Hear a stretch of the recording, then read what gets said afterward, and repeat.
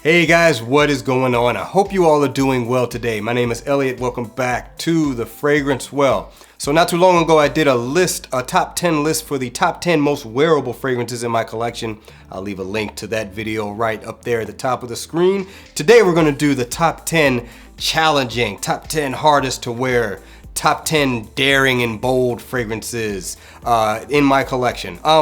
Frankly, I could do multiple lists of like this, multiple top 10 lists. So I just went with the fragrances I went with in this list. It could change from day to day. Either way, that's gonna be the subject of discussion. We're gonna do 10 all the way up to number 1 starting right now.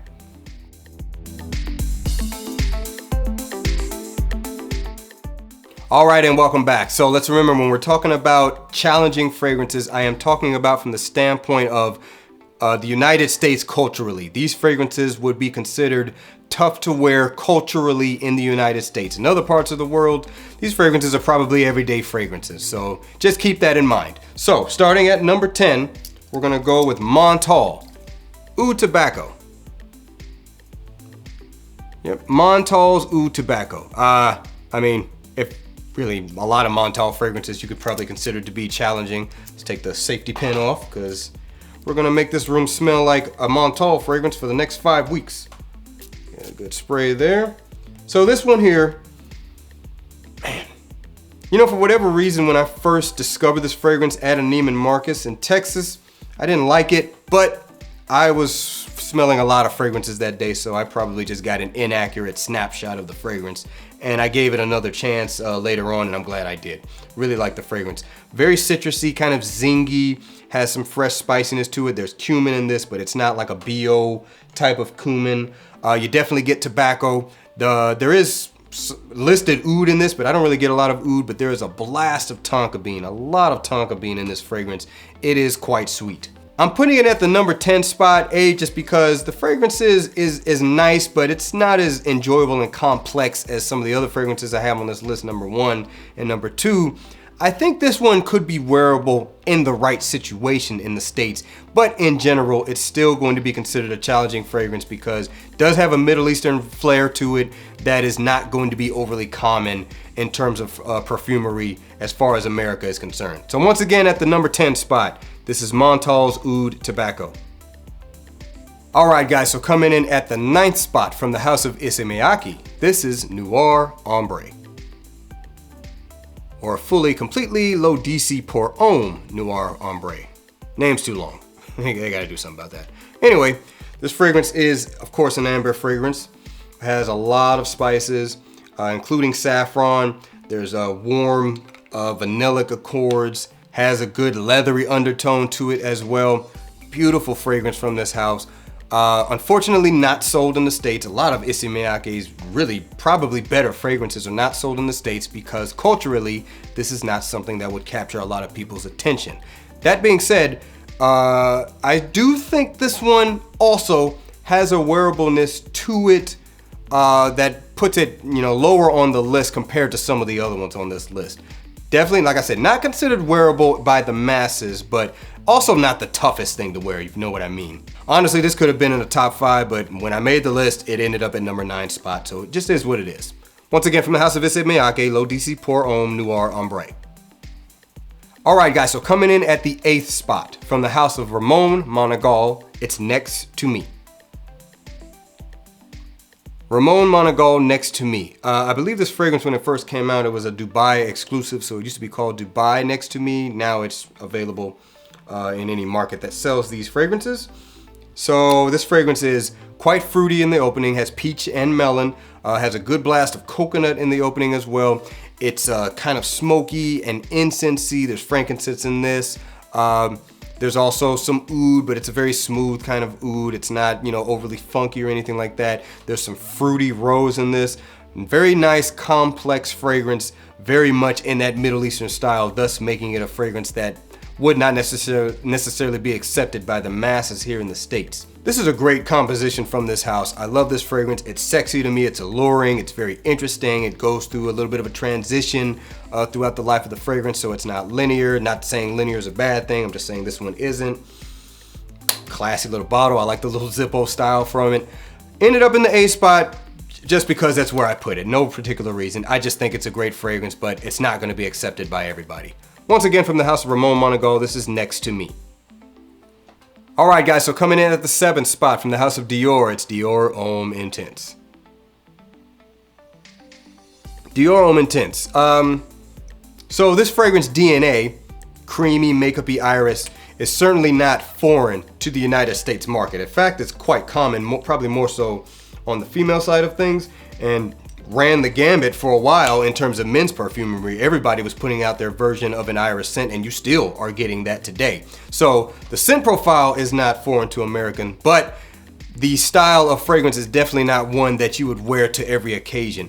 We already know this is a massive hit in the fragrance community in general, considered to be a lot of people's favorite designer fragrance, but I think it is universally agreed upon that it is a fragrance that is not necessarily easy to wear. It's kind of a formal, classy fragrance, and most people say, like, I don't know where I would really wear it outside of like a special occasion, and I can understand that. So unless you're just basically willing to say, screw it, I'm gonna wear it anyway. Once again, from the house of Dior, this is Dior Homme Intense. All right, so coming in at the 6th spot from the house of Thameen London, this is Carved Oud. Thameen London's Carved Oud. Now, anyone that knows anything about this fragrance knows it has a similarity to Tom Ford Oud Wood. So one might say, like, well, Oud Wood is pretty easy to wear, sort of, even though it might not be the first thing anybody buying a fragrance would go to. That's known as a wearable oud fragrance. So if this one has a similarity to it, is it really that difficult to wear? I'm gonna say yes, it is, because this is far more complex than oud wood, and primarily for me, it has a very strong patchouli accord, and patchouli, while not being foreign to the United States market, is definitely not something everybody's lining up to get first. That being said, in my opinion, honestly, like a lot of these fragrances, I think this fragrance is very wearable, but like I said, I'm thinking about what the masses would say. That being said, this to me is probably the easiest fragrance to wear out of the fragrances on this list because of that similarity to oud wood and thinking about how popular oud wood is even in the American market. So I think it's the easiest one to wear, but it's still not going to be considered a wearable fragrance per se. Once again, from the house of Thameen London, this is Carved Oud. That's the 6th spot. All right, so next up in the 5th spot, we're going to the top 5, coming from the house of Amouage. This is Journeyman.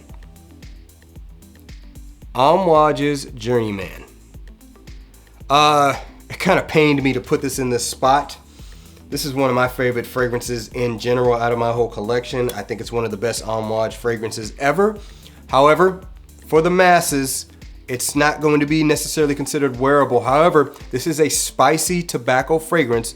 A lot of spices, very much done so in that Middle Eastern style of spice. And the tobacco in this is not overly ashy, but it's done in a way to where it's not like Pure Havane, so to speak, where Pure Havane is definitely much more alluring and mass appealing. This one does not have that quality. That being said, in my opinion, this fragrance is super easy to wear because it is not a super challenging spicy tobacco fragrance. So to me, it kind of crosses the boundary of easy to wear and one I really, really like, kind of right there in the middle. It's not the easiest thing to wear, but it's far from difficult in my opinion, and I really, really love the fragrance, but because it's not as challenging in my mind, I couldn't really put it up there in the top spots. I tried to put something up there that is going to be more challenging. That being said, this is a great fragrance.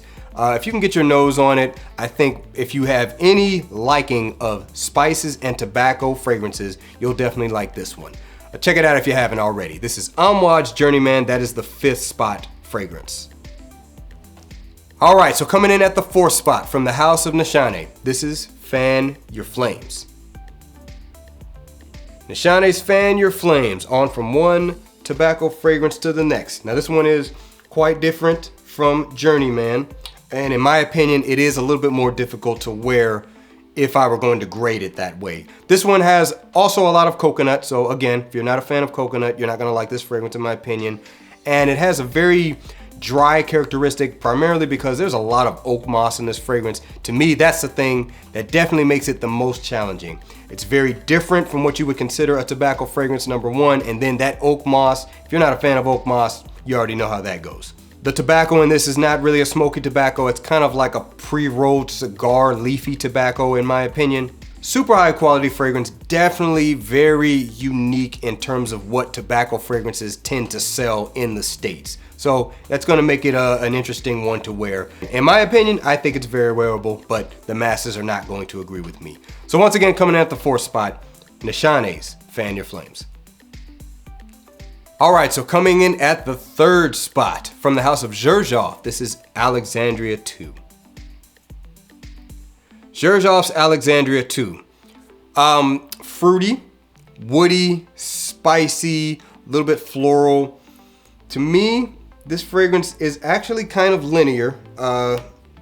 Since the last time I've worn it, I don't notice a lot of changes throughout the fragrance, so the fragrance is kind of linear, but boy, is it just this beautiful composition where I just like everything about it, even if it doesn't change a lot. Has quite a bit of a sparkly effervescence to it, in my opinion.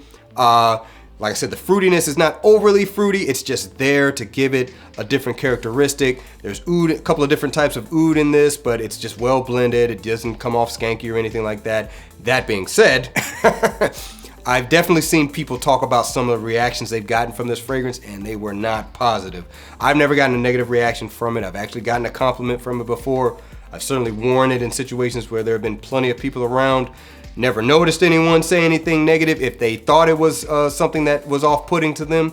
So I really enjoy the fragrance, but I get it. It is definitely done in a way that is far from what sells typically here in the States. So yes, this can definitely be a challenging wear. So Alexandria 2 comes in at the 3rd spot because it can definitely be a challenging fragrance, but boy, do I think it's awesome. It's one of my favorites.